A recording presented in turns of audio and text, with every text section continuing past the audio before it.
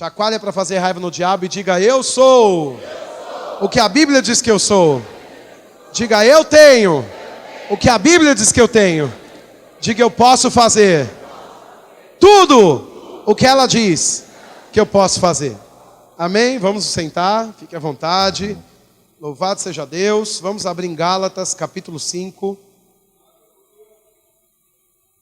versículo 16. Eita glória! Oh, aleluia! Gálatas, capítulo 5, versículo 16. Quem achou, diga amém.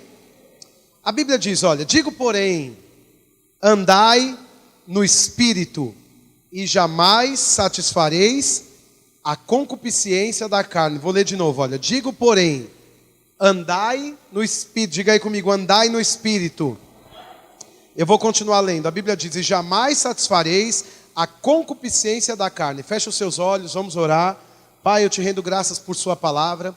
Eu sei que ela é viva e eficaz, ela não volta vazia, mas antes ela cumpre o propósito para o qual foi designado. Obrigado hoje à noite, Pai, por olhos para ver, ouvidos para ouvir, boca para confessar, coração e mente prontos para provar e experimentar a sua boa, perfeita e agradável vontade. Eu sei porque sei que depois de ouvirmos a sua palavra nessa noite, hoje à noite, a nossa vida, Senhor, nunca mais será a mesma. Nunca, nunca, nunca. Quem crê, diga aleluia.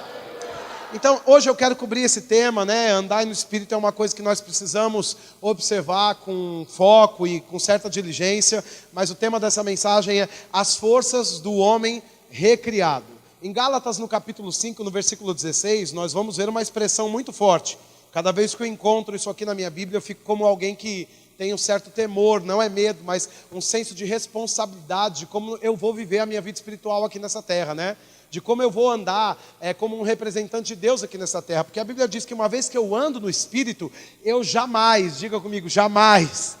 Eu não sei se você acha isso muito radical, eu acho isso bastante radical. Eu penso: Deus, você é muito ousado em confiar em nós a esse ponto, de que uma vez que você nos dá essa proposta de andarmos no Espírito, jamais nós vamos cair nessa questão chamada concupiscência da carne. Veja que o apóstolo Paulo, em Atos no capítulo 14, ele está pregando o evangelho. Havia muitas igrejas, né? E quando lemos aqui essa carta direcionada aos Gálatas, precisamos ter essa consciência um pouco mais expandida, que isso se trata de uma região da Grécia. Então ele passou por Atenas, ele começou a pregar o evangelho, ele foi para Listra, em Atos capítulo 14, diz que ele foi arrastado da cidade de Listra, dado como morto, né? E depois, no dia seguinte, o que Paulo estava fazendo? Em Atos capítulo 14, a Bíblia diz que ele se levantou, quando todos pensavam que ele já tinha sido morto, ele foi pregar o evangelho de novo, e ele passou a pregar o evangelho. De lá ele foi para Derbe. E então o que acontece depois de Derbe, né? Ele chega nessa região, é uma região da Galácia, haviam muitas igrejas ali. Essas igrejas, Derbe, Listra, são parte dessa grande região. São muitos crentes que acabaram de nascer de novo, são igrejas que já tinham recebido o evangelho da graça, que já tinham compreendido de alguma maneira, ainda que de modo bem raso, né? Que eles tinham sido feitos justiça de Deus. Mas qual era o contexto daquela região? Primeiro, eles eram politeístas. Antes de serem crentes, eles adoravam muitos deuses. Quem está me ouvindo, diga aleluia. Né? Então, eles tinham adoração a muitos deuses. Deus do sol, Deus da lua, Deus disso, Deus daquilo, Deus da fertilidade. É Deus para tudo quanto é lado. Né? E depois eles começaram a ouvir o evangelho que Paulo pregava, dizendo que Jesus era aquela ponte de uma vida para a liberdade. Veja que quando eles serviam a muitos deuses, eles tinham medo de muitas coisas, né? Quando você olha para o Egito, por exemplo, e essa cultura politeísta, né? Eles serviam a Deus, aos deuses deles, mas eles tinham medo, por exemplo, de sair depois de anoitecer na rua. Eles tinham esse entendimento de que aquela divindade que eles serviam, que eles adoravam, né? Podia causar o bem, mas também podia causar o mal, né? Então, que tipo de Deus é esse que eles servem, que eles chamam de Deus, né? Que eles são devotos, que causam o mal? Eu não sei quanto a você, mas eu não gostaria de servir um Deus que causa o mal. Quando eu encontro Deus e quando eu agarro essa vida cristã, eu tenho uma expectativa: que Deus é bom. Quem está aqui? Né? Você sabe que às vezes as pessoas podem ficar num casamento abusivo, por exemplo, um relacionamento abusivo, né? Veja, quando uma pessoa estabelece um relacionamento, uma aliança, qual a expectativa de um e de outro? que eles encontrem um lar harmonioso, equilibrado, né? Que eles encontrem ali esse ambiente de bondade, de um para com o outro. Veja, mas de repente a pessoa começa a encontrar um cônjuge ou num relacionamento, um certo tipo de escravidão, um ciúme exacerbado, além do que é necessário, um certo tipo de manipulação de um para o outro, né? Até um certo tipo de disputa. E isso não é coisa que só acontece lá fora, não. Dentro da igreja eu já vi muitos casais disputando, até para as esferas espirituais. Pessoas que vêm no culto, pegam um texto bíblico e vai brigar com o marido e com a esposa depois, com versículos bíblicos na boca, né? Para ver quem é mais espiritual na briga gospel. Né? Então, tem de tudo por aí, né? Já vi isso acontecer muitas vezes, foi só uma vez não. E veja, as pessoas elas se casam, estabelecem relacionamento para quê? Para terem troca, para terem uma vida boa, para serem cúmplices, né? Mas é possível que alguém esteja acostumado com maldade num relacionamento. E um cônjuge, tanto de um lado quanto do outro, se acostume em apanhar, se acostume em ser manipulado, se acostume com um lar agressivo, com palavras chulas, né? E ficam com aquilo e dizem assim, tá certo, pelo menos eu sou casado, né? Muitos de nós temos esse entendimento para a esfera cristã, e nós nos aproximamos de Deus e declaramos assim, sim, se Deus quiser me dar vida, Ele me dá, mas se Deus quiser me matar, Ele é Deus, Ele faz o que Ele quiser, né? Mas isso é um relacionamento abusivo, e uma coisa que nós precisamos ter como um ponto de partida para a vida cristã é que Deus é bom. Diga, Deus é bom. As pessoas que você já se relacionou, as alianças que você estabeleceu, as sociedades que você fez, podem não ter tido essa particularidade da bondade, mas Deus permanece bom para sempre. Ainda que você seja aquela parte que faz o mal, Deus permanece bom para sempre. Ele não vai reagir segundo as suas atitudes, Ele age, Ele não reage.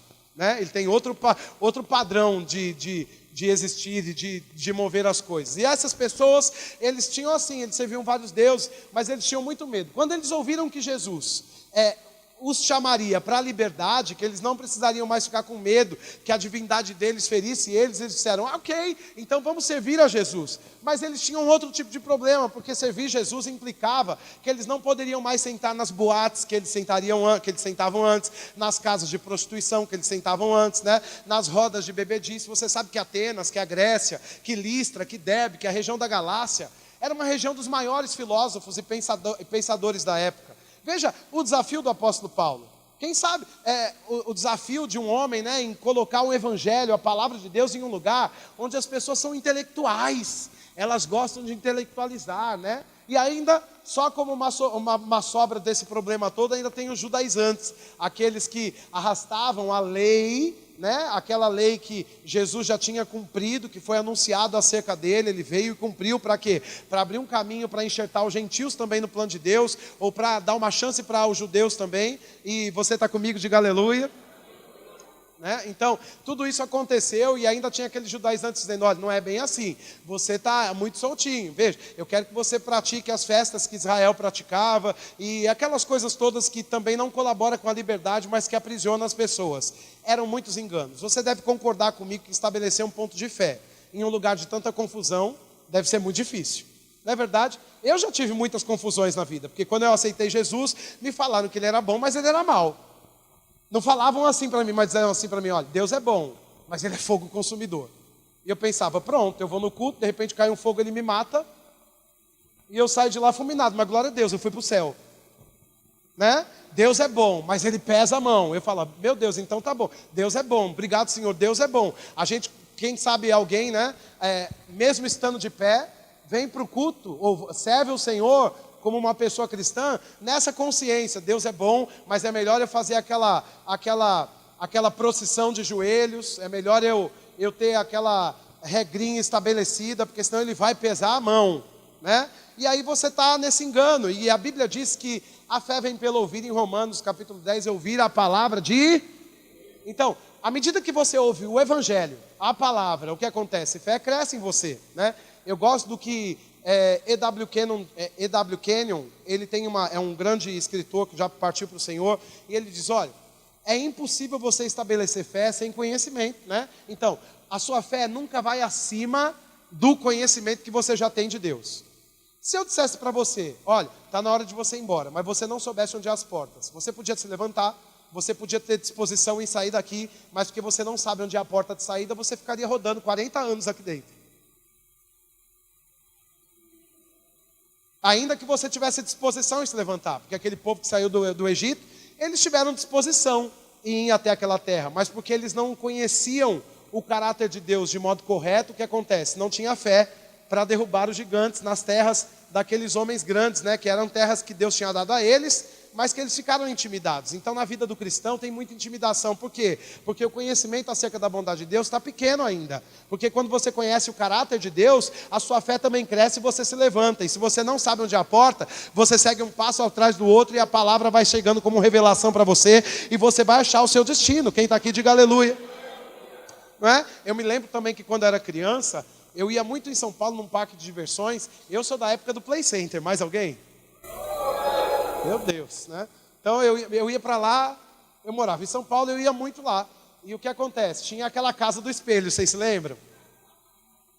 Você saía, aquilo era uma maldição, você não sabia por onde sair. Você entrava e não sabia por onde sair.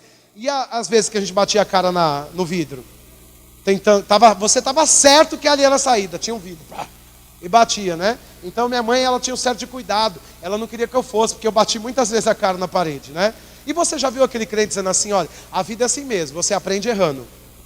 Mas a sua vida não é a casa dos espelhos, que é uma mágica, uma magia, um certo tipo de encantamento, em que você entra encantado com algo espiritual, com uma proposta que pode ser que aconteça ou não. Não, a vida cristã é uma vida certa, em que uma vez que você estabelece a sua fé nessa palavra, o que acontece? Você jamais vai precisar andar sob a influência da carne. Quem está aqui, diga aleluia. Então, ainda que você estivesse num labirinto, o Espírito Santo está em você. E o que Paulo está colocando aqui é justamente esse princípio. Ele diz, olha, muitos enganos, são muitas vozes, tem muitas coisas querendo levar vocês para um lado e para o outro. Vocês já não são crentes? Aí eles dizem, sim, Paulo, nós somos, mas estamos aqui presos nessa casa, com muitos vidros, não sabemos se a porta é para cá, se a porta é para cá, se a porta é para lá, se a porta é para lá, estamos perdidos. E você já deve ter ficado em algum momento da sua vida perdido. Eu já fiquei, mesmo sendo uma pessoa cristã, em algumas fases da minha vida pensando, meu Deus, o que eu vou fazer? Eu não sei o que fazer. E quanto mais eu falava, não sei o que fazer, mais eu não sabia o que fazer, né? E o que acontece? Se eu não parar para observar as escrituras, eu nunca vou saber o que fazer, porque ainda que eu diga que eu sou da fé, a minha fé nunca vai além do meu conhecimento, né? E não é o conhecimento natural, o conhecimento sobre o novo remédio, sobre o novo hospital da cidade, sobre o novo tratamento médico. Isso são coisas paliativas, podem ter resultados? Claro que pode, que bênção, né?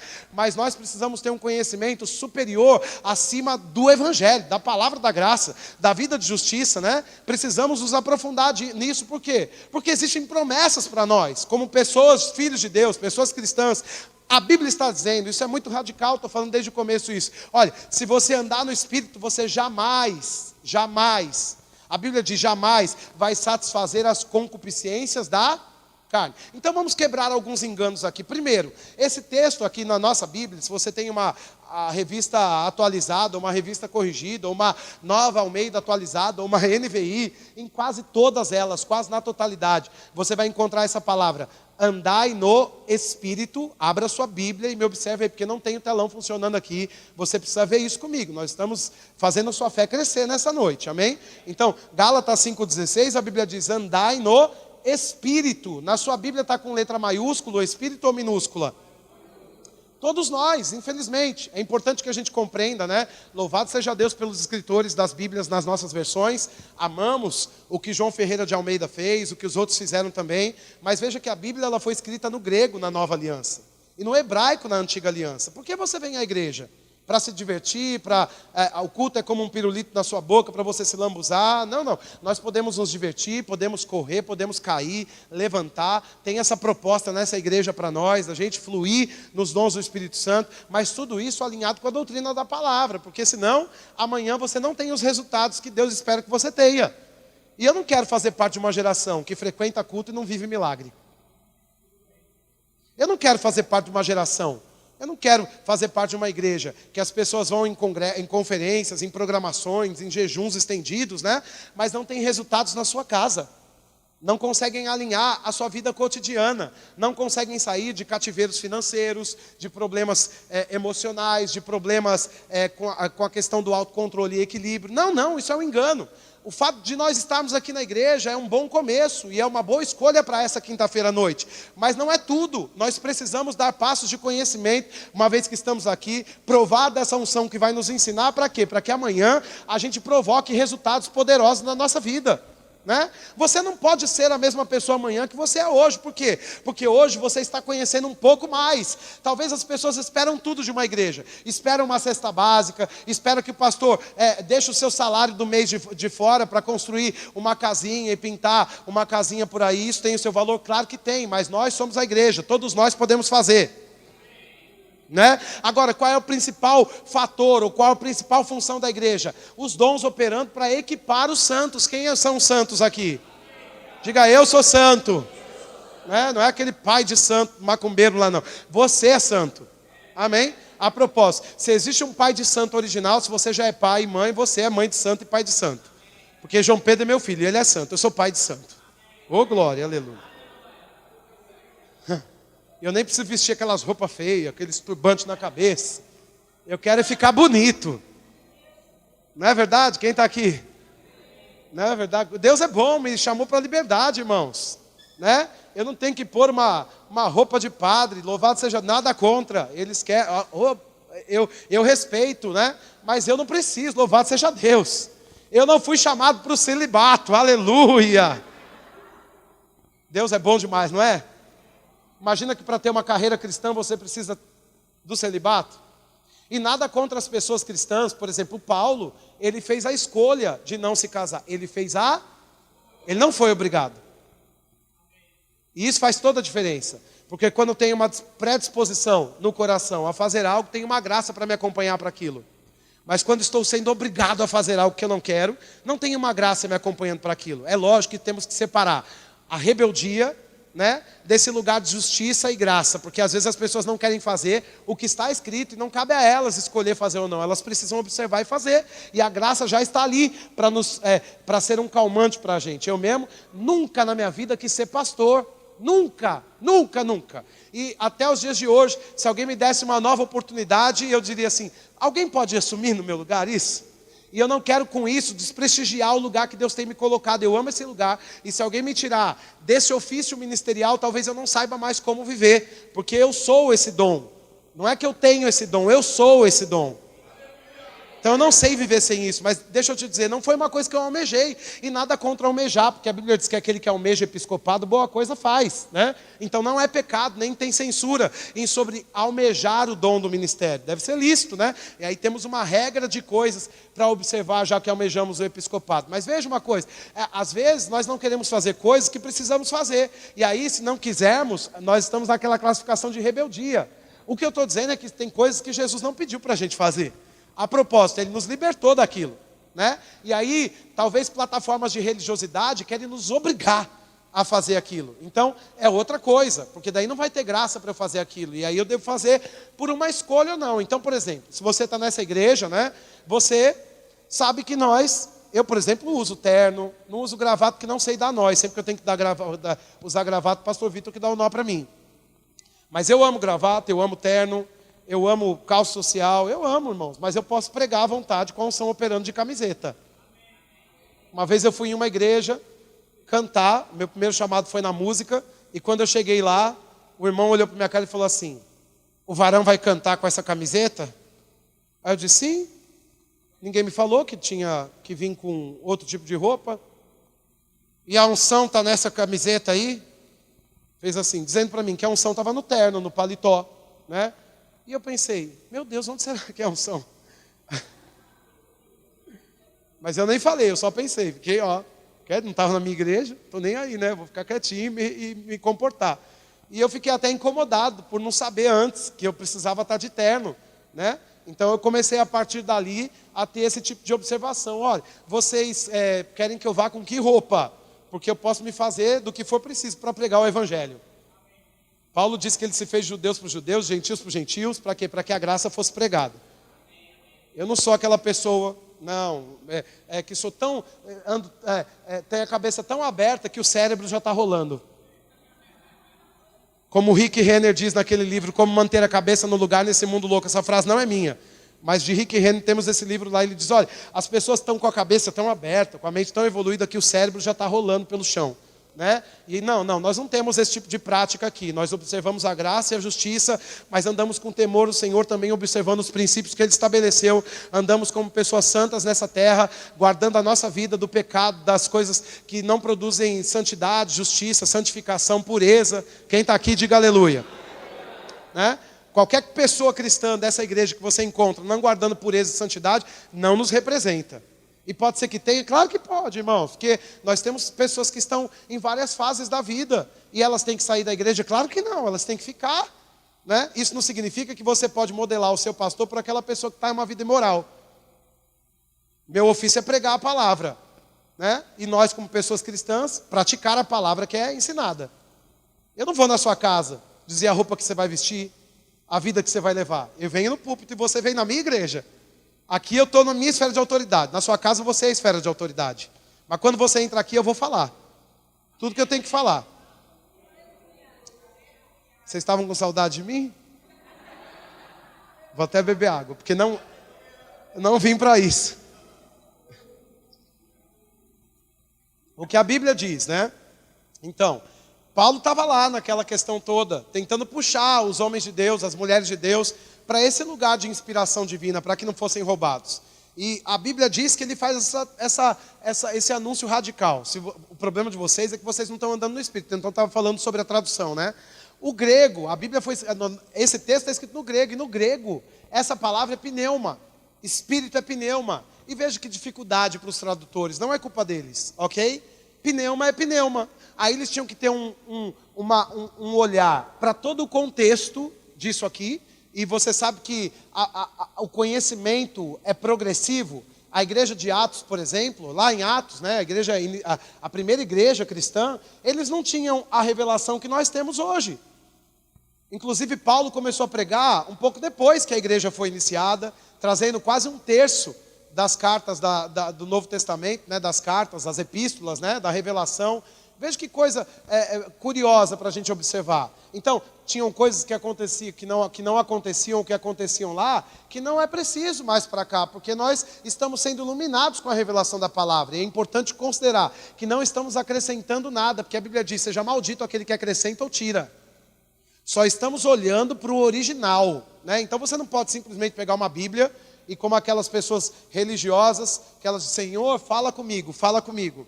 Aí aponta o dedo, caiu logo em Obadias. Você já leu o livro de Obadias? Sangue de Jesus. Eu fujo de Obadias, você não tem noção como eu fujo de Obadias. Né? Aí você abre em Obadias ou abre em qualquer outro lugar, como aquela história daquele moço que estava insatisfeito com a sua igreja, muito insatisfeito com a sua igreja, dizendo assim, Senhor, eu não aguento mais essa igreja, eu quero sair daqui, me dá uma palavra. Ele abriu e apareceu lá, Absalão. E ele abriu um salão. Ele disse, Deus falou comigo. Né? Veja, ele está inclinado para alguma outra coisa que não é o Espírito. Né? Então, nós não vamos ter esse tipo de prática, uma vez que conhecemos o que a Bíblia diz ao nosso respeito. Né? Agora, precisamos compreender cada estação e cada palavra que a Bíblia traz para nós. Então, essa palavra pneuma, né, nesse contexto, não está falando do Espírito de Deus, mas do Espírito do homem. Você não precisa abrir, a gente lê muito esse texto aqui, 2 Tessalonicenses 5:23, 1 Tessalonicenses 5:23, a Bíblia diz que eu sou um espírito, eu tenho uma alma e habito num corpo. Diga, eu sou um espírito, eu tenho uma alma, habito num corpo. Então, tudo na nossa vida depende, na nossa vida cristã, dessa perspectiva, que apesar de você estar aqui, você é um espírito. Né? Eu vou te dizer uma coisa, você não é um humano, você tem um humano. É estranho? Porque você é um espírito, você vai decidir, eu sou humano, não consigo ser perfeito. Desculpa, Bruna Carla. Porque Paulo diz, se você andar no espírito, você não vai andar na carne. Né? Então, a gente falha? Claro. E a gente erra por quê? Porque não estamos agarrados ou agarrando o conhecimento bíblico para nos libertar daquele ponto de vulnerabilidade. Né? Agora, uma vez que a gente não só conhece, mas pratica a verdade conhecida, nós somos livres. dos problemas que enfrentávamos antes, ok? Agora, a Bíblia está dizendo aqui que a gente, se andar no Espírito, não vai satisfazer. Então a chave, satisfazer a concupiscência da carne. Então a chave para não andar batendo a cabeça para errar, qual é? Compreender essa questão do Espírito. Vamos ver isso, eu quero fundamentar isso com você. A Bíblia diz em Gálatas, ainda em Gálatas, capítulo 5, nós lemos o 16, vamos para o 17. Gálatas, capítulo 5, versículo 17. A Bíblia diz que a carne milita contra... Está maiúsculo ou minúsculo? Irmãos, vamos entender uma coisa aqui. Como é que você vai colocar? Pastor, mas como é que você fala com tanta convicção que essa palavra aqui não está se referindo ao Espírito Santo e está se referindo ao Espírito do homem? Eu nem sabia que eu tinha um Espírito, mas você tem um Espírito, eu vou te mostrar. Agora veja, por que nós podemos definir isso aqui como o pneuma, nesse texto, como o Espírito do homem? Porque o versículo seguinte do que a gente leu, que é o contexto dessa história toda, né? Ele está dizendo, olha, versículo 17, porque a carne milita contra o Espírito contra a carne, porque são opostos entre si, porque para que não façais o que porventura seja do vosso querer. Veja, a Bíblia nos diz que Jesus, ele desceu para a terra, se esvaziou da sua glória com uma proposta: cumprir o que foi escrito sobre ele, né? E libertar os que estavam aprisionados por causa do escrito de dívida que era contra nós. Quando Adão pecou, o que aconteceu? Agora o diabo tem autoridade, a escritura da terra, e ele também é a influência maior sobre todos os homens. Por exemplo, Romanos 3, 23, a Bíblia diz que todos pecaram, e todos foram destituídos da glória de Deus. Ou seja, debaixo daquela aliança, antes de Jesus cumprir o plano, todo mundo era amaldiçoado, ok? Todo homem estava separado de Deus. É por isso que o sumo sacerdote, só ele podia entrar uma vez por ano na presença. E você sabe que quando os Aiaiô, né, na antiga aliança, eles encostaram na arca, aqueles homens que Davi mandou trazerem a arca de volta, eles morreram fulminados. Por quê? A condição pecaminosa deles, quando encontrou a presença e a glória de Deus, aquilo produziu morte. Não é a glória que produziu morte, mas o pecado produziu morte, uma vez que se aproximou da glória de Deus. Vocês estão comigo? Diga aleluia. Então Jesus veio, cumpriu, morreu, ressuscitou para quê? Para que nós agora, uma vez que nascemos de novo, fôssemos perdoados do nosso pecado. Inclusive João capítulo 3, versículo 16, a Bíblia diz que Deus amou o mundo de tal maneira que deu o seu Filho unigênito. Então, a humanidade toda, até aquele que persegue crente, Deus o amou, Deus o ama. Deus amou todos, né? Agora veja, quem é que nasce de novo? Quem aceita Jesus. Porque se não aceitar Jesus, não nasceu de novo. Mas eu sempre fui bom. Sim, mas Adão foi mal. Eu entendo que não é culpa sua, mas eu não fumei, não bebi, não falei mal de ninguém, não fiz coisa errada. Sim, mas Adão fez. E como o primeiro pai sobre a terra, o primeiro homem sobre a terra, aquela influência está sobre a terra. Você vem à igreja, você aceita Jesus, levanta a sua mão e agora você está livre do erro de Adão. E agora você é alguém justificado pelo acerto de Jesus Cristo. Porque se o primeiro homem pecou, o segundo homem te justificou. Diga, eu sou a justiça de Deus. Né? Então o que acontece? A Bíblia está dizendo o seguinte, que Jesus, ele te libertou do cativeiro do diabo. E por que ele conseguiu fazer isso? Porque ele venceu Satanás. Havia uma batalha e ele foi o vencedor. E ele nos deu essa vitória. Então, qual é o sentido de... Como é que a gente vai olhar para isso aqui acreditando que o Espírito Santo está lutando contra a carne? Primeiro que o ministério do Espírito Santo não é de luta.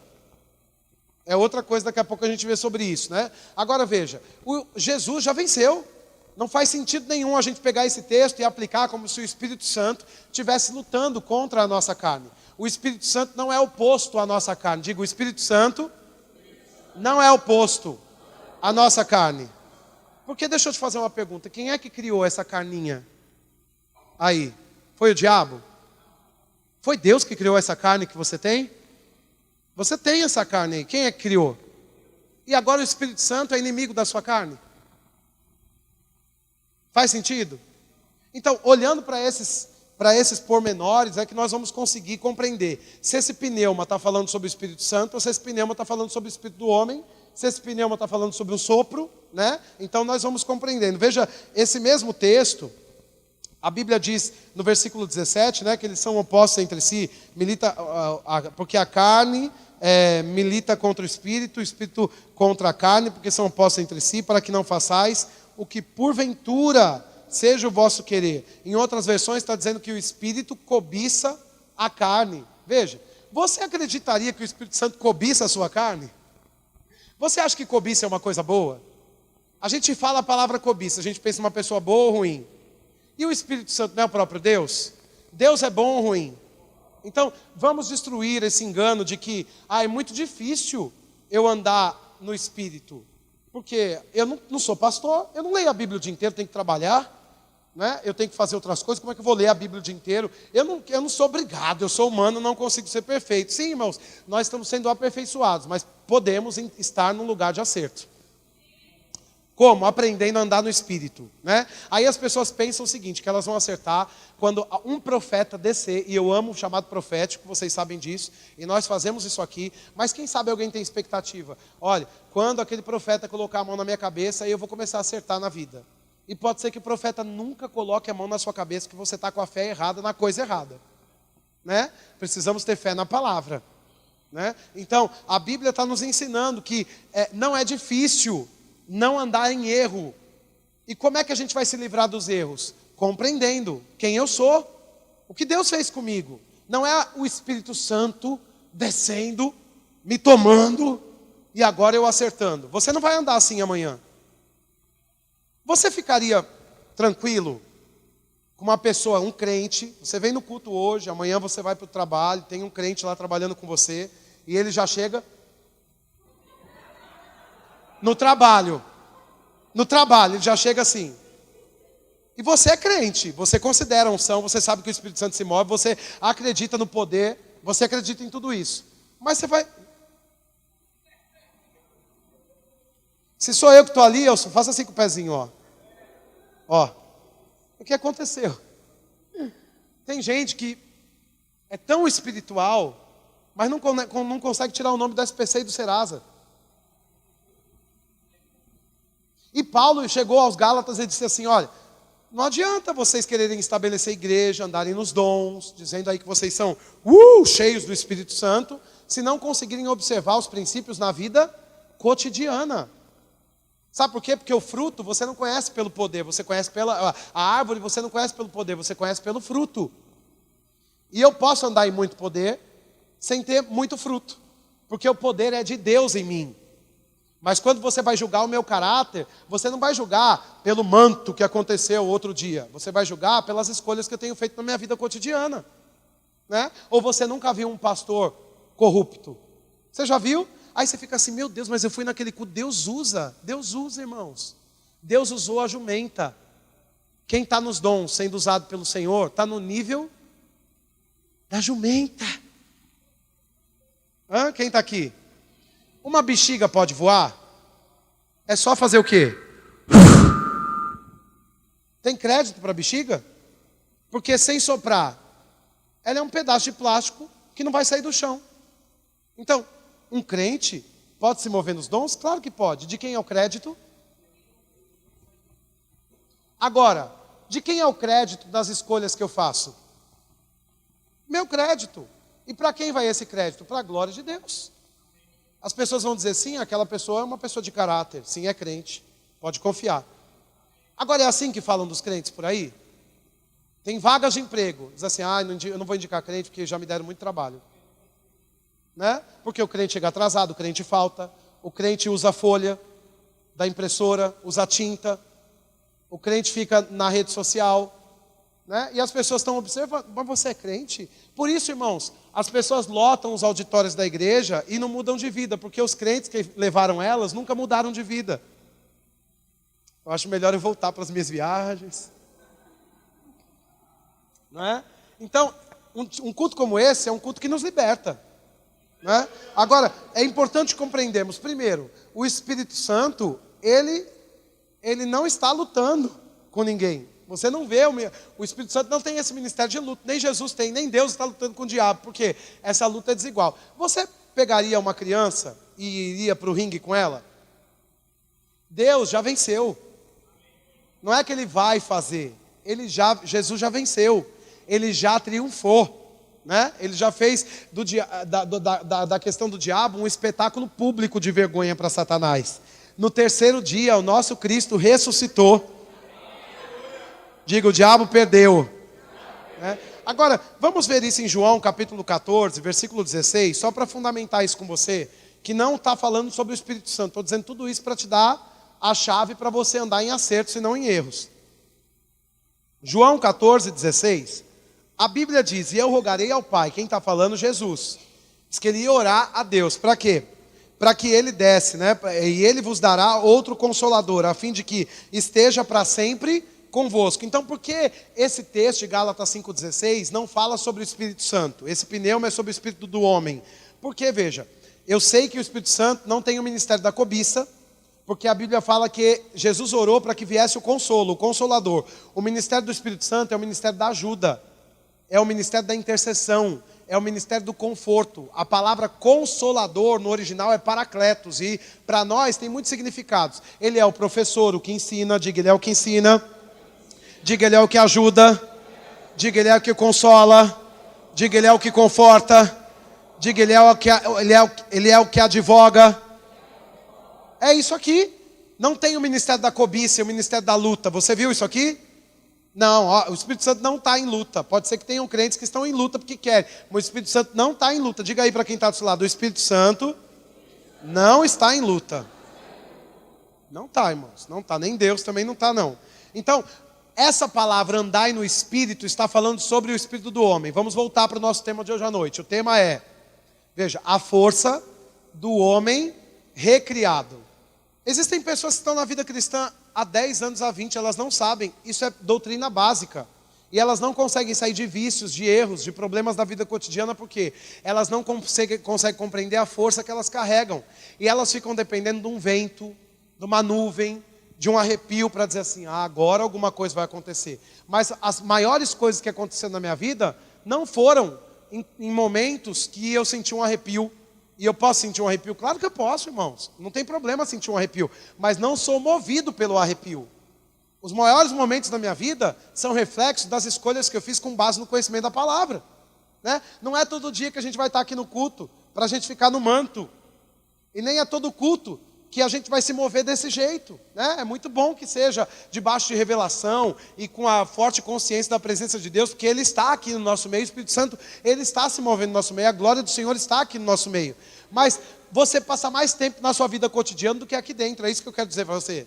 E talvez você não viveu grandes momentos ainda na sua vida, porque você está esperando um arrepio para saber que alguma coisa está acontecendo. Mas eu posso te garantir que alguma coisa está acontecendo. Independente do arrepio ou não, porque está escrito, né? Então, vamos compreender isso. Quando a Bíblia fala sobre andar no Espírito, está falando que você tem a responsabilidade de andar a partir da perspectiva espiritual. Diga, eu sou um espírito. Amém? Agora a escolha é sua. É possível que crentes, cristãos, eles andem na vida sob a influência da carne? É. Agora, deixa eu te mostrar uma outra coisa aqui. A carne, irmãos, ela não é o problema. Quem sabe você já ouviu muito essa questão. Eu sou crente, mas a minha natureza pecaminosa. Ei, vamos fazer um ponto aqui. Vá para Gênesis no capítulo 3, versículo 6. Gênesis capítulo 3, versículo 6. Vamos ver o 2 primeiro. Gênesis 2, 7. Está antes aí, é melhor você ver antes, né? Gênesis capítulo 2, versículo 7. A Bíblia diz, então formou o Senhor Deus ao homem do pó da terra. Diga, formou. Isso, guarda essa palavra. Deus formou o homem do pó da terra. E lhe soprou nas narinas o fôlego de vida, e o homem passou a ser alma vivente. Quem sabe você já cantou, você já falou tantas vezes, né, que você é pó, essa coisa toda, mas você não é um pó. Você é um espírito. A Bíblia diz que Deus formou o homem.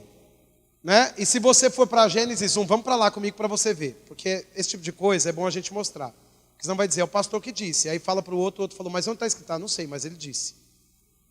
Aí não adianta, aí você não colabora. Aí vão ficar atrás de mim me perseguindo. Uma vez eu estava dizendo para as pessoas na sala de aula que Jesus tinha uma casa em Cafarnaum e eu parafraseei. Você sabe, irmãos, que Cafarnaum é uma casa de praia? né? Então, Jesus estava ali na sua casa de praia e a pessoa já saiu espalhando para todo mundo. Jesus tinha uma casa na praia, mas de um jeito pejorativo. O pastor que ensinou, né? E ele estava em Cafarnaum na sua casa, né? Era uma casa de praia, mas tem que ter cuidado para falar isso para as pessoas religiosas. Gênesis, mas Jesus tinha uma casa na praia. Aí, a Bíblia diz, também disse Deus, façamos o homem, a nossa imagem, conforme a nossa semelhança. Gênesis 1:26. Tenha ele domínio sobre todos os animais, sobre tudo. Versículo 27. Criou Deus, pois, o homem. Diga, criou Deus, pois, o homem.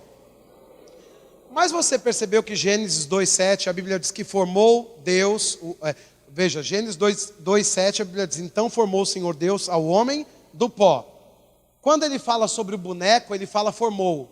Mas quando ele fala sobre a obra pronta, ele fala criou. Formar é diferente de criar. Ok? Você não foi criado do pó. Você foi formado do pó. Por quê? Veja o que aconteceu. Depois que ele fez o boneco com lama, o que ele fez? Pneuma. Ele soprou. Aí a Bíblia diz que Deus os criou à sua imagem e à sua semelhança. Irmãos, Deus é pó? E você foi criado à imagem do pó ou à imagem de Deus? Que história é essa que você é pó? Você não é pó. Você é um espírito, né? O que foi feito a partir do pó? O seu boneco. Deus modelou a sua estrutura pela lama. Ele achou ali uma argila e ele começou a fazer. Mas aquele boneco, aquela lama, sem o pneuma, sem o espírito, o que acontece? Caía, desmontava. Então, a carne é o problema? E agora, para a gente ficar nesse engano da natureza pecaminosa? A minha natureza pecaminosa. Não, deixa eu dizer uma coisa para você. O problema não é a carne, mas sob qual influência você anda. Porque Deus criou o homem e Deus o formou com essa casca. Quem é que fez isso aqui? Foi o diabo? Então, como é que isso aqui tem natureza pecaminosa? Se foi Deus que colocou a mão nisso. Se Deus não é pecado, como é que Ele vai fazer você pelo pecado? Você não tem uma natureza pecaminosa. O problema nunca foi a sua carne. O problema é sobre qual influência você anda. Veja, Gênesis 2:7 diz que depois que soprou, então a Bíblia diz que Deus te fez a imagem e semelhança. Diga assim, imagem e semelhança. Quando Ele faz o boneco, Ele sopra. E Ele sopra o quê? Ele sopra pó? Ele sopra a sua essência. O que Deus é? João 4:24, a Bíblia diz que Deus é Espírito. Deus é pneuma. O que Ele sopra? E agora, o que tem em você? E aonde fica o Espírito de Deus? No seu espírito. Quem está me entendendo? Então, a Bíblia diz que você é um espírito. O seu espírito é o lugar onde o Espírito Santo mora. Ô glória! Aleluia! Né? Então, é importante compreendermos esse tipo de coisa, porque a chave para uma vida de acertos está nessa consciência. De que eu sou um espírito e que o Espírito Santo habita nesse lugar. E se eu não tiver o conhecimento da Bíblia, da palavra, para apoiar a minha fé sobre isso, o que vai acontecer? Eu não vou desenvolver a minha vida no Espírito. Isso não significa que eu vou perder minha salvação? Não, eu não vou perder minha salvação. Isso não significa que eu não sou uma pessoa cristã. Eu sou uma pessoa cristã. Eu fui salvo, se levantei minha mão. Mas eu fico inoperante, cheio de problemas na vida. Por quê? Porque eu não sei andar no Espírito. Porque as pessoas pensam, andar no Espírito, o que faz? Se tranca num quarto e fica 20 horas lendo a Bíblia, fica 10 horas orando em línguas. Vai ser muito bom orar 10 horas em línguas, vai ser muito bom ler a Bíblia 20 horas. Mas você tem tempo para ler a Bíblia 20 horas? Mas a Bíblia toda está dentro de você, no seu espírito. O código espiritual está lá dentro. Então você pode ler o suficiente para praticar o que você já leu e ter uma vida de sucesso. É difícil, irmãos? Não é difícil. Precisamos compreender a nossa realidade. Porque quando nós estamos sobre a influência errada, então a carne começa a dar problema. Agora, a carne é um problema? Não. Veja Gênesis 3:6. Veja o que acontece. Gênesis capítulo 3, versículo 6. A Bíblia diz que vendo a mulher que a árvore era boa para comer, vendo a mulher que a árvore era boa para comer, agradável aos olhos, árvore desejável para dar entendimento, veja, agradável para comer, a árvore era boa para se comer, agradável aos olhos, árvore desejável para dar entendimento, diga aí, boa para comer. Isso fala sobre concupiscência da carne. Lembra que a gente leu Gálatas 5,16? Andai no Espírito, jamais satisfareis a concupiscência da carne. Então, veja, tem coisas que nós olhamos e que nós desejamos comer.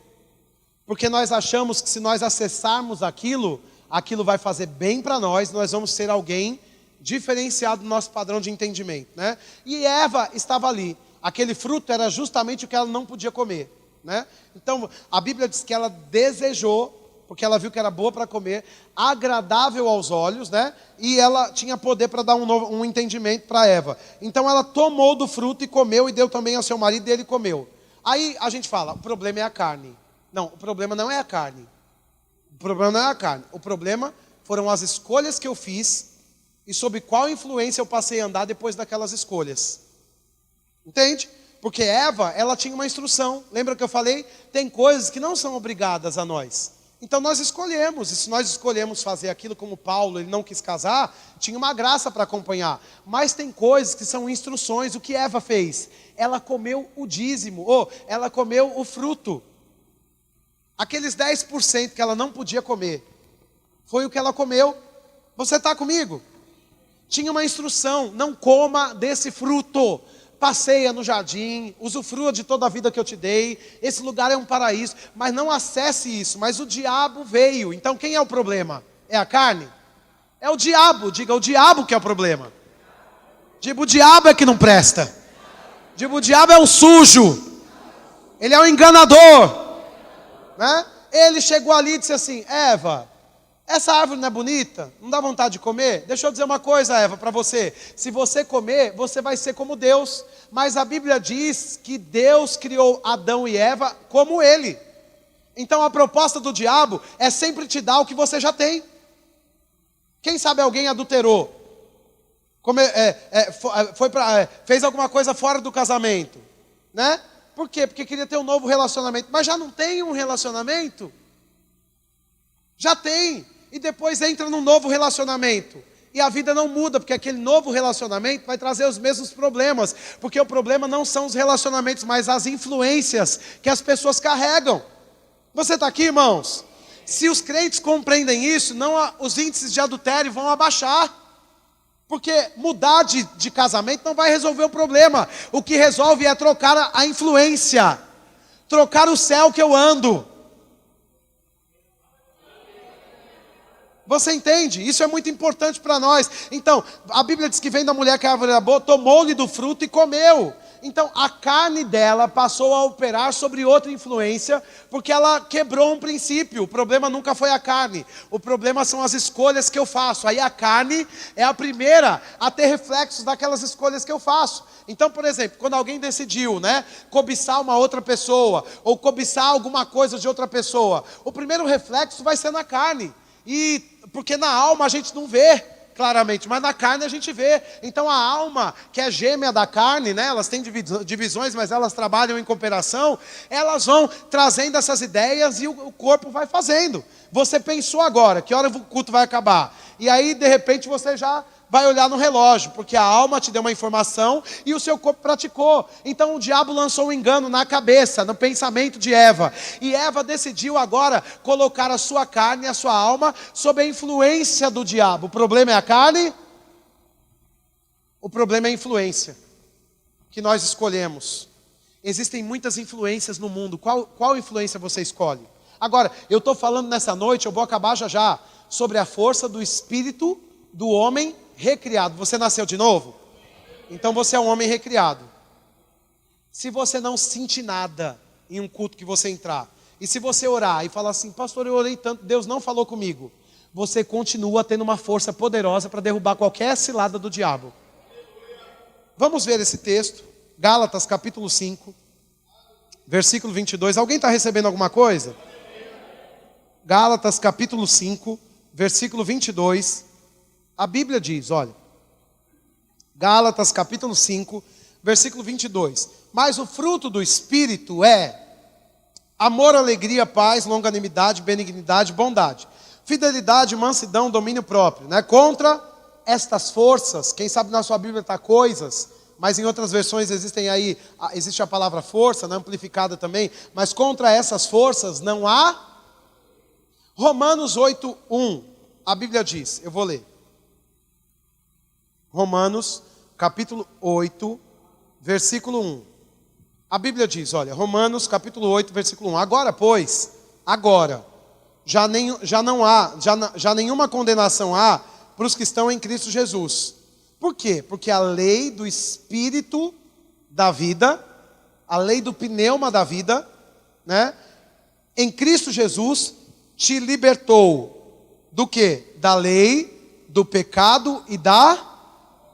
Aí a Bíblia está dizendo, o fruto do Espírito, Gálatas 5, 22 e 23. O fruto do pneuma, o fruto do Espírito, o fruto do homem recriado, o fruto, qual é a consequência de você se tornar um crente?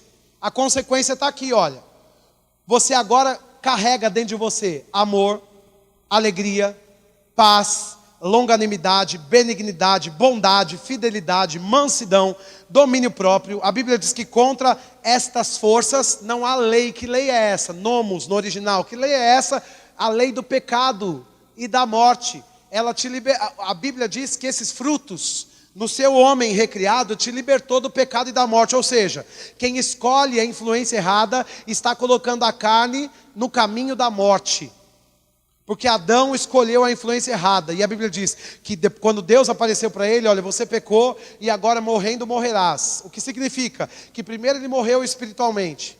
E segundo, ele morreria fisicamente também. Uma vez que o pecado é praticado, o que acontece? Morte começa a entrar, as pessoas começam a ficar muito doentes, elas vão ter problemas financeiros um atrás do outro, elas vão ter problemas emocionais, elas começam a ficar deprimidas. Pessoas cristãs, da onde vem isso? De coisas que talvez nós nem sabíamos que era pecado, mas estamos distraídos, e não estamos andando no Espírito. Não. O que é andar no Espírito? É já chegar no emprego amanhã? Se tiver uma medida para isso, faça, pelo amor de Deus. Se o Senhor falou para fazer, faça.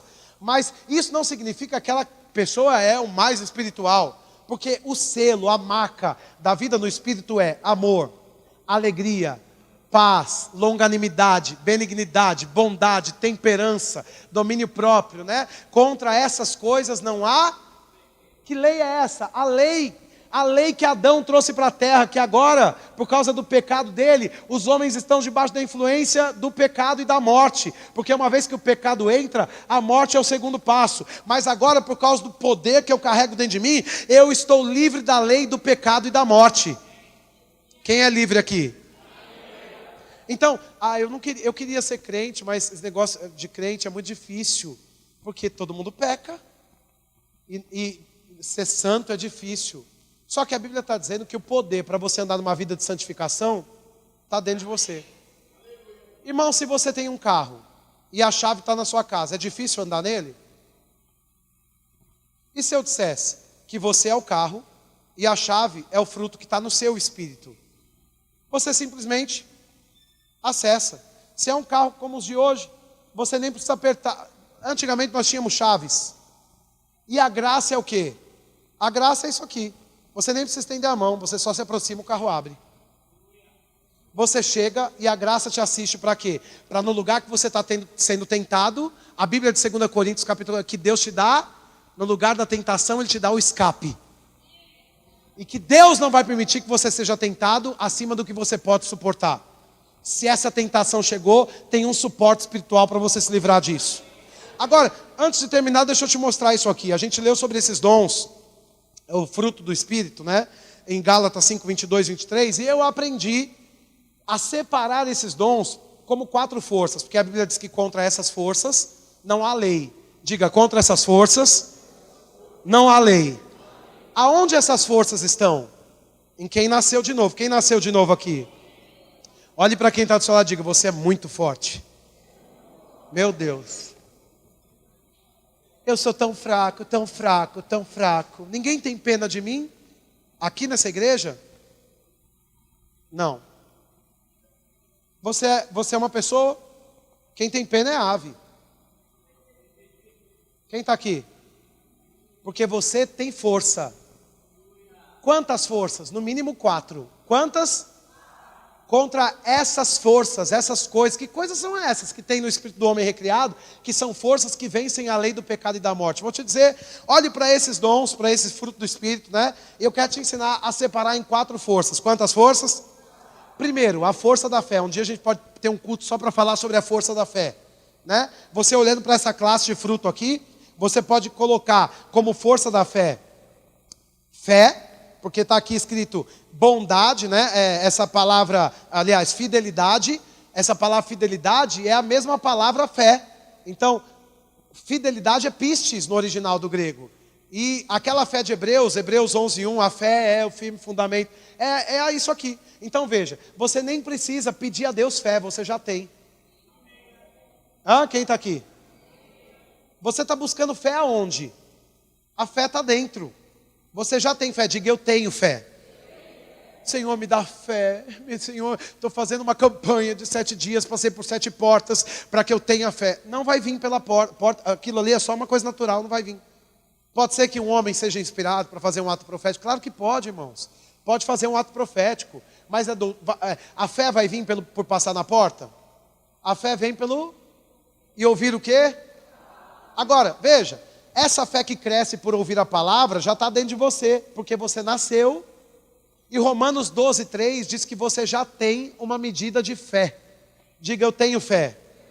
Agora a fé está no banco, lá na sua conta? A fé é o carro que você vai subir daqui a pouco? A fé é a casa que você vai voltar daqui a pouco? A fé é a roupa que você está vestindo? Essas coisas são resultados da sua vida de fé, mas não é fé. Porque Deus não faz acepção de pessoas. Quem tem bicicleta e tem carro, tem a medida de fé lá dentro. Deus amou todos e deu a mesma coisa.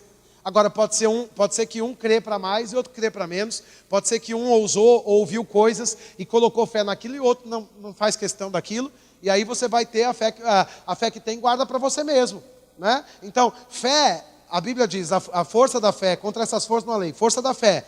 Então, dentro da força da fé tem a própria fé e tem também o que? Longanimidade, diga longanimidade. No original, se você pega uma Bíblia em inglês, por exemplo, a tradução é mais correta, mais pura, e essa palavra longanimidade é paciência. Então, primeira força que você carrega, fé e paciência. Elas são gêmeas poderosas. Não é a mesma coisa. Alguém diz assim, você sabe, né? Que ou é sendo provado que Deus vai me dar alguma coisa. Não, Deus não vai te dar na prova. Mas a Bíblia diz que quando a fé é provada e a paciência vai ser aperfeiçoada. Deixa eu dizer uma coisa para você. A fé é um princípio espiritual que você coloca na palavra de Deus. É uma ferramenta, uma estrutura para você crer na palavra de Deus.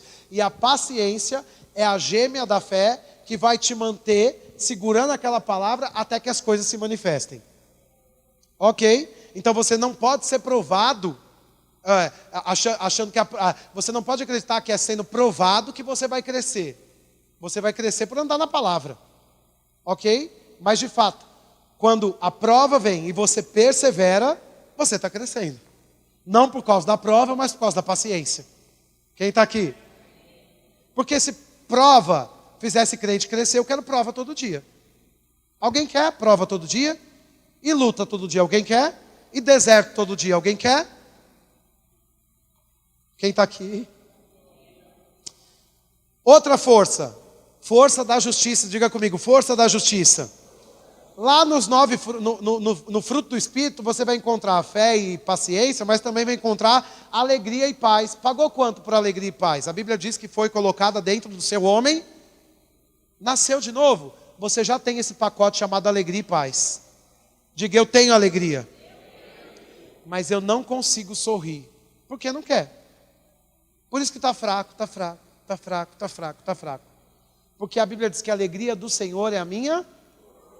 Aonde eu vou procurar alegria? No stand-up. Vou ver umas besteiras para dar risada. Pode ser que dê, mas isso vai produzir resultados? Porque a alegria espiritual que te dá força está aqui dentro de você. Contra essas forças, que forças? Forças da justiça. A Bíblia diz que o reino de Deus não é comida nem bebida, mas justiça, paz e Alegria. Você tem o reino de Deus dentro de você. Contra essas forças não há lei. Então, alegria e paz são forças da justiça. Outra força que você carrega, a força da sabedoria. Gente, quanta gente ignorante, que não sabe fazer escolha, mas a Bíblia diz dentro desse fruto aí, olha, que existe bondade, diga benignidade, diga mansidão, diga domínio próprio. Essa classe de fruto é a classe que se encaixa na força da sabedoria, porque se tratam de escolhas que eu faço, né? Por causa desse fruto colocado aqui dentro de mim. Então, esse suporte para quê? Para eu andar em generosidade, para eu andar em bondade, né, com os outros, para eu ser manso. Eu sou pavio curto. Mentira! Seu pavio é longo. Não, eu sou colérico. Isso é a alma, você não é a alma. Você já viu o quadrante das personalidades? Que muita gente paga 5, 10 mil para fazer? Deixa eu dizer, isso não te define. E se você é colérico, trate de equilibrar. Porque você é um espírito. Não, porque eu sou fleumático. Até nascer de novo. Porque a hora que nasceu de novo, até o gago fala. Deus fala assim, seu problema é falar, Moisés? Pois eu vou te colocar lá no palácio. E começa a pregar.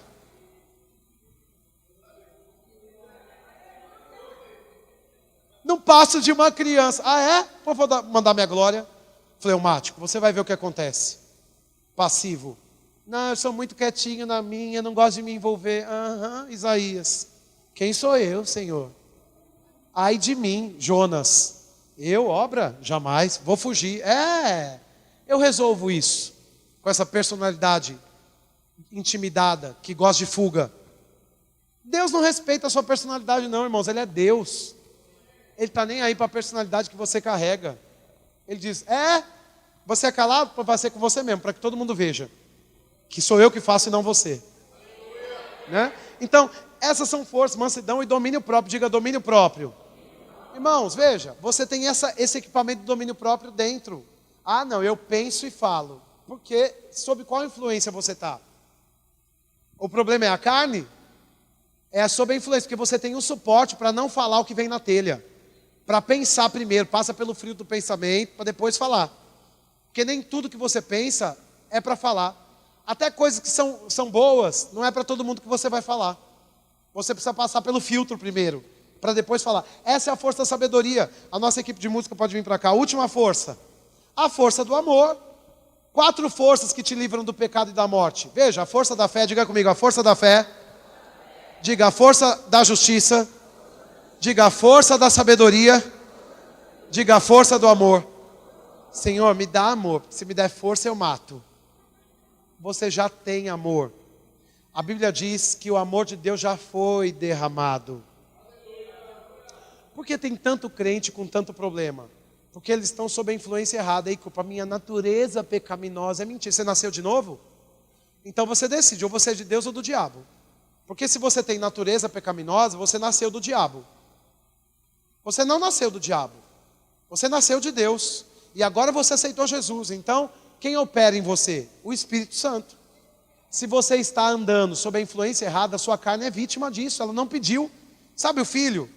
Que ele fala assim, não pedi para nascer. Então a carne não pediu também. Para você ser o dono dela. Mas você é. Agora você põe culpa na carne? É que nem minha avó contava uma história para mim enquanto a equipe sobe. Diz que o moço namorava a moça. E eu não posso contar isso aqui não. Meu Deus, agora que eu pensei. Vou parafrasear, vocês vão me entender. Posso contar? Diz que o homem namorava a moça, né? E foram para casa à tarde, tomar um café da tarde, né? Aí tá lá, ó, sentadinhos os dois e o cachorro embaixo. Aí diz que a irmã tinha umas flatulência. Entenderam, gente? Flatulência. Entenderam? Né? Aí, de repente, subindo aquele cheiro. Aí sabe o que ela fazia? Passa, Lulu. Pôs a culpa no cachorro. O cachorro falou, eu? Mas o cachorro não fala, o cachorro saiu, né? Dali a pouco o cachorro lá de novo, o namorado ali e aquele cheiro. A irmã aquele dia não comeu alguma coisa que não estava bom. Sabe o que ela fez, segunda vez? Passa, Lulu! Aí o namorado olhou, mas disse, bom, eu sou educado, né? Respiro pela boca um pouco. Aí a terceira vez, diz que ela fez de novo. E sabe o que ela fez? Passa, Lulu. Aí o namorado não aguentou e disse assim: passa, Lulu, senão vai cair em cima de você isso aí. E o cachorro, a culpa é minha. E às vezes a carne está aqui, você está, carne desgraçada, natureza pecaminosa, a carne é suja, carne, sua traiçoeira. E Deus dizendo: ei, o problema não é sua carne, não foi eu que criei essa carne? É, menino, manda ela não passar não. Toma vergonha na cara. Contra essas forças. Que força é essa? A força do homem recriado. Você é forte. Se alguém falou que você é fraco, é mentira. Eu quero dizer que você carrega a força que você precisa para andar no Espírito. O que é andar no Espírito? É andar usufruindo desse suporte. Não é ser um zumbi aqui. Não, eu já vi muita gente muito espiritual fazendo muita coisa errada, né? Agora veja, eu já vi gente bem equilibrado, que na hora que é para mover, move, na hora que é para correr, corre, na hora que é para cair, cai, mas na hora que é para decidir, decide. Não fica dizendo: eu não sei o que Deus falar. E Deus já não falou, gente? Deus já falou. E tá espiritualizando o erro, o pecado, o fracasso. Vamos ficar em pé, que eu tenho que acabar. Eu vou orar 1 minuto para 10 horas você ir embora. Eu vou orar assim: Senhor, dá vergonha para nossa cara. Expulsa agora o espírito de cara de pau. Precisamos, irmãos, acessar esse suporte dessas 4 forças. Quantas forças? Diga: eu tenho a força da fé. Diga: eu tenho a força da justiça. Diga: eu tenho a força da sabedoria. Diga: eu tenho a força do amor. Você acha que é para você ter medo do diabo? Você carrega essas forças, o diabo não. Você carrega o equipamento para resolver a sua vida. Você não precisa, irmãos, ficar agora esperando uma nuvem chegar aqui, um fogo subir, um arrepio, para você tomar uma decisão. Essas coisas podem acontecer?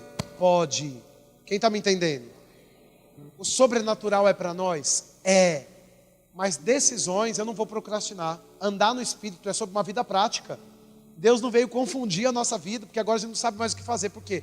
Eu vou esperar no Senhor. Para quê? Para andar em santidade eu vou esperar no Senhor. Para decidir coisas que já estão escritas eu vou esperar no Senhor. Não vou esperar, eu vou praticar. E eu tenho uma força aqui para resolver essas questões. No meu ponto de vulnerabilidade, nos lugares que eu estou sendo intimidado. Quem sabe você está com esse nível de intimidação tão grande que você diz: Senhor, um lugar de incredulidade. A força que você carrega para derrubar a incredulidade está dentro de você e não fora. Vamos cantar alguma coisa, eu vou orar e nós vamos embora. Aleluia, fecha os seus olhos. Senhor, eu te adoro por essa reunião. Eu sei que você está nos equipando com a sua palavra. Porque quem sabe ainda essa semana coisas e ciladas se levantarão e nós vamos precisar trazer a nossa carne para a influência correta. Quem sabe as pessoas estão olhando para frutos agradáveis para os olhos, desejado, né? Bom para comer, aqueles que parecem que vão nos dar maior entendimento, mas isso é um engano. Nos livra dessas coisas, nos traz para essa arena da força que nós carregamos. Você nos deu força e nos soltou nessa terra com esse equipamento divino, sobrenatural, para que a gente resolva todas as coisas que precisamos resolver aqui. Não precisamos esperar um arrepio chegar, não precisamos esperar um invisível se manifestar. Nós cremos que temos essa força operando em nós agora, e contra essas forças não há lei. Não, se nós operarmos sobre a sabedoria, a justiça, a fé e o amor, não vamos caminhar para o pecado e para a morte. Agora mesmo, eu declaro em nome de Jesus, que o teto da nossa casa, ou andamos sob a influência correta, Senhor, ou santificamos, ou colocamos diante de você a carne e a alma, Pai. Entregamos a você a carne e a alma, Senhor, e declaramos agora, confiando na sua palavra, que estamos prontos a fazer a escolha certa, que estamos prontos a viver do modo digno de ser vivido, que estamos prontos a andar nas pegadas certas, Senhor, porque você tem sido Deus para nós, e nós consideramos a sua palavra.